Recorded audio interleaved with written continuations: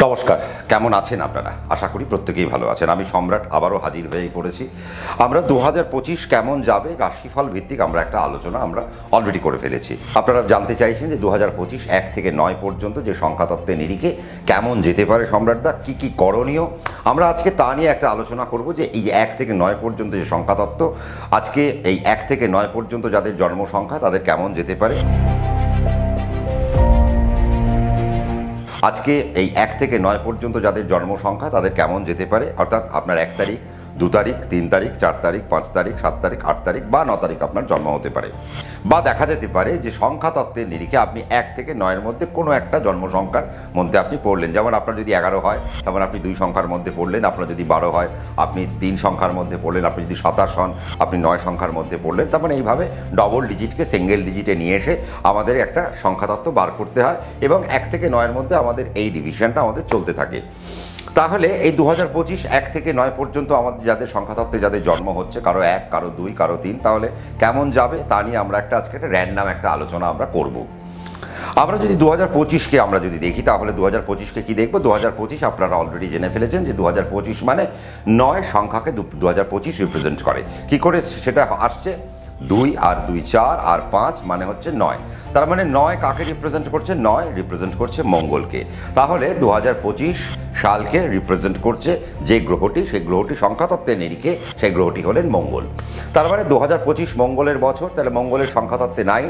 তাহলে এই যে 1 থেকে 9 পর্যন্ত যে সংখ্যাগুলো যে ছড়িয়ে ছিটিয়ে রয়েছে, তাহলে এই 9-এর সঙ্গে কোন কোন সংখ্যাগুলো একটা বন্ধুত্বপূর্ণ একটা সম্পর্ক রাখবে, কোন কোন সংখ্যাগুলো একটা শত্রুতাপূর্ণ একটা সম্পর্ক রাখবে। সর্বপ্রথম যদি আমরা আলোচনা করি তাহলে আসতে হবে কি 1 সংখ্যা, অর্থাৎ যাদের আপনাদের 1 সংখ্যায় জন্ম, বা অর্থাৎ 1 তারিখে জন্ম হতে পারে, আপনাদের কারো 10 তারিখে জন্ম হতে পারে, 19 তারিখ জন্ম হতে পারে, 28 তারিখ জন্ম হতে পারে। তার মানে আপনি 1 সংখ্যার আন্ডারে পড়লেন। 1 সংখ্যা কাকে রিপ্রেজেন্ট করছে আপনারা জানেন? সূর্যদেবকে রিপ্রেজেন্ট করছে। আপনি যদি সংখ্যাতত্ত্বে যদি আপনি 1 হন তাহলে আমি বলবো 2025 কিন্তু আপনার জন্য একটা অনবদ্য বছর হতে চলেছে। দেখুন, 1 সংখ্যাকে আমরা কার সাথে রিপ্রেজেন্ট করে থাকি? 1 সংখ্যাকে আমরা শ্রীরামচন্দ্রের সাথে রিপ্রেজেন্ট করে থাকি, আর 9 সংখ্যাকে আমরা হনুমানজির সাথে রিপ্রেজেন্ট করে থাকি।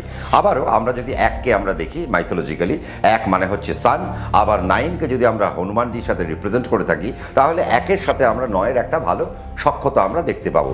তার কারণ কি? সূর্যদেব ছিলেন কে? হনুমানজির একজন টিচার। আবার রামচন্দ্র যদি আমরা ধরি 1 সংখ্যা, তাহলে রামের জন্য হনুমানজি কে ছিলেন? একজন বড় সেবক। তাহলে বুঝতে হবে 1 আর 9-এর সাথে একটা ভালো পারস্পরিক একটা সম্পর্ক রয়েছে। 2025-এ আপনাদের যাদের 1, 10, 19 আর 28-এ যাদের জন্ম, তারা কিন্তু একটা অনবদ্য একটা বছর আপনারা কিন্তু ফেস করতে চলেছেন। কিন্তু বিষয়টা হচ্ছে যে আমরা তো মঙ্গলের বছরের উপর দিয়ে হাঁটবো, তাহলে মঙ্গলকে আমাদের একটু দেখে নিতে হবে।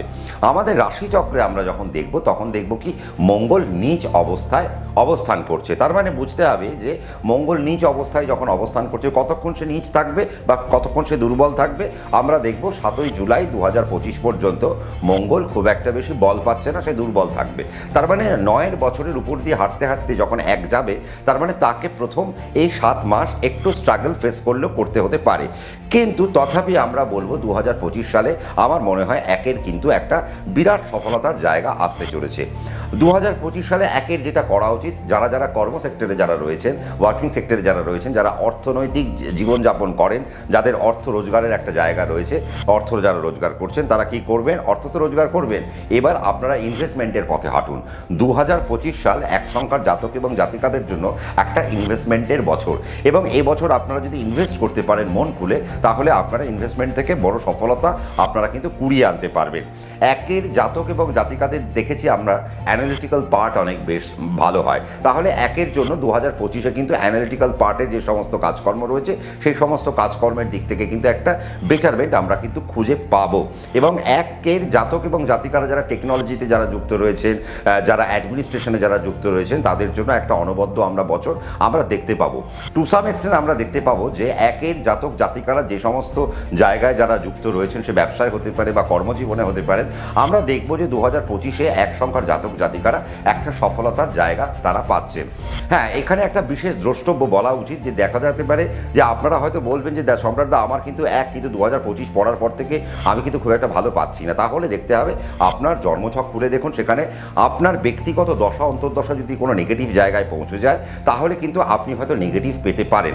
কিন্তু তথাপি আমরা দেখব যে নেগেটিভ দশা অন্তর্দশা চলা সত্ত্বেও বছরটা কীরকম। নেগেটিভ দশা অন্তর্দশা চললেও একের জন্য বছরটা কিন্তু একটা দারুণ একটা বছর। এবছর কর্মের সফলতা পাবে, নতুন কর্মের কিছু দিক আমরা কিন্তু একের জন্য খুঁজে পাচ্ছি 2025 সালে। 2025 সালে ইনভেস্টমেন্টের প্ল্যানিং যদি ঠিকঠাক করে করতে পারে তাহলে একটা জায়গা কিন্তু আমরা দেখব। হ্যাঁ, 2025 সালে যেটা করতে হবে সেটা হচ্ছে তার নিজের যে কুড়েমি, সে কুড়েমিটা তাকে কিন্তু একটু ছাড়তে হবে। তার কারণ এক সংখ্যার জাতক জাতিকাদের মধ্যে একটু ল্যাথার্জিটিক একটা প্ল্যাটফর্ম একটা থাকে, একটা ল্যাথার্জিটিক একটা টেন্ডেন্সি একটা থাকে। তো এবার 9 সংখ্যার বছর, তার 9 মানে তো ফাস্ট অ্যান্ড ফিউরিয়াস, মঙ্গলের সংখ্যা সবসময় ফাস্ট অ্যান্ড ফিউরিয়াস হয়। তো কাজেই আমি যখন 9 বছরের উপর দিয়ে আমাকে যখন হাঁটতেই হবে, আমি যদি এক হই, এবং দেখুন এক মানে সূর্যদেব, সূর্যদেব কিন্তু শীত গ্রীষ্ম বর্ষা, তিনি কিন্তু তার ডিউটি কখনো কিন্তু করতে বলেন না। অর্থাৎ ভোর 5টায় যখন তার 5:20 তার যখন ওঠার কথা, তিনি কিন্তু উঠে পড়বেন, শীত গ্রীষ্ম বর্ষা যাই হোক না কেন। কাজে আমরা দেখব এই যে সিস্টেম, তার মানে এক সংখ্যার জাতক জাতিকাকে একটা সিস্টেম মেনটেন করতে হবে। 2025 সালে এক সংখ্যার ছাত্রছাত্রীদের যদি সফলতার দিকে যেতে হয় তাহলে একটা সিস্টেম কিন্তু ফলো করতে হবে। আপনি যদি সিস্টেম ফলো না করেন তাহলে এক সংখ্যার জাতক জাতিকারা কিন্তু সেখান থেকে ধপ করে পড়ে যেতে পারে। একের জাতক জাতিকাদের জন্য 2025 সালে বেশ কিছু আমরা ট্রাভেল দেখতে পারবো। একের জাতক জাতিকাদের জন্য এডুকেশনের জায়গায় আমরা একটা বড় একটা জায়গা দেখতে পাচ্ছি। এক সংখ্যার জাতক জাতিকারা যদি মেডিকেলকে কানেক্ট করতে চায় তাহলে 2025 একটা অনবদ্য একটা বছর, এবং 2025 পেরিয়ে 26-এ যারা মেডিকেলকে কানেক্ট করতে চাইছে তাহলে 2025-এর উপর দিয়ে আপনাকে যখন হাঁটতে হবে, আপনি যদি এই বছরটা খুব সুন্দর করে যদি আপনি হাঁটতে পারেন তাহলে আমরা দেখতে পাবো কি যে এক সংখ্যার জাতক জাতিকারা মেডিকেলের জায়গায় একটা সুন্দর একটা জায়গা পাচ্ছে, এবং প্যারামেডিক্যাল মেডিকেল এই সমস্ত জায়গায় এক সংখ্যার জাতক জাতিকারা বহাল তবিয়তে কাজ করবেন।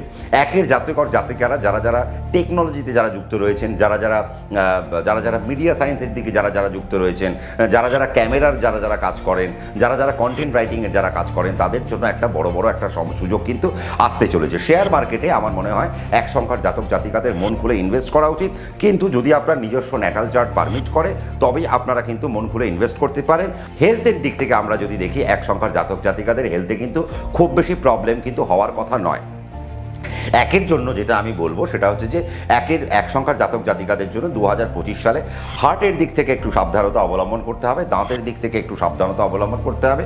হার্টের দিকে কারা অবলম্বন করবেন? যারা বয়স্ক, অর্থাৎ 50 যাদের পেরিয়ে গিয়েছে তাদের থেকে কিন্তু একটু হার্টের দিক থেকে তাদের সাবধানতা অবলম্বন করাটা প্রয়োজন। বাট যাদের 50-এর যাদের নিচে তাদের কিন্তু পেটের দিক থেকে একটা ট্রাবল আসতে পারে, দাঁতের দিক থেকে একটা ট্রাবল আসতে পারে, এবং আপনাদের কিছু জ্বর জ্বালাদি এই বছর কিন্তু আপনাদের একটু হতে পারে।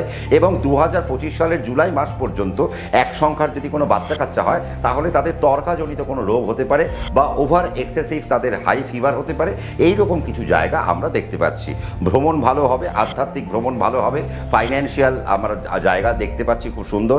বিদেশ যাওয়ার মতো কিছু জায়গা নিশ্চয়ই হতে পারে, তবে দেশের জায়গায় যথেষ্ট পরিমাণে ভালো পরিমাণে কাজকর্ম করতে পারে। শুধু তাই না, সরকারি কর্মের মধ্যে দিয়েও কিন্তু একটা 2025-এ একটা অনবদ্য একটা বছর আমরা দেখতে পাচ্ছি। প্রাইভেট সার্ভিসে যারা জড়িয়ে রয়েছেন তাদেরও একটা ভালো জায়গা আমরা দেখতে পাচ্ছি। বিজনেসের বা অ্যানালিটিক্সের পার্টে বা কনসালটেশন পার্টে যারা বসে রয়েছে তাদের জন্য আমরা কিন্তু একটা ভালো বছর আমরা দেখতে পাচ্ছি। দেখুন, 9-এর সাথে একের একটা দুর্ধর্ষ একটা বন্ধুত্ব রয়েছে। আপনি যদি এক সংখ্যার জাতক হন, আপনি 1 হতে পারেন, 10 হতে পারেন, 19 হতে পারেন বা 28 হতে পারেন। 2025-এ কিন্তু আপনার জন্য একটা ফ্রেন্ডলি ইয়ার। তাহলে এক সংখ্যার জাতক এবং জাতিকা যদি আপনি হন তাহলে 2025 আপনার কিন্তু ধরে নেওয়া উচিত, এবং 2025-এ প্রচুর সফলতার একদম শীর্ষে আপনাদের কিন্তু উঠে যাওয়া উচিত। কিভাবে উঠবেন, আপনার দশা অন্তর্দশা কি নির্দেশ করছে, আপনার কিভাবে এখন পথটা চলা উচিত সেটাও নির্দেশ করা উচিত। তবে আমরা মোটামুটি একটা জায়গা যেটা বললাম যে 2025 সাল একের কেমন চলা উচিত। আমার মনে হয় 2025 সালে একের সংখ্যার জাতক জাতিকাদের রবিবার দিন যদি আপনারা একটু ভেজ খেতে পারেন তাহলে আপনাদের জন্য খুব ভালো।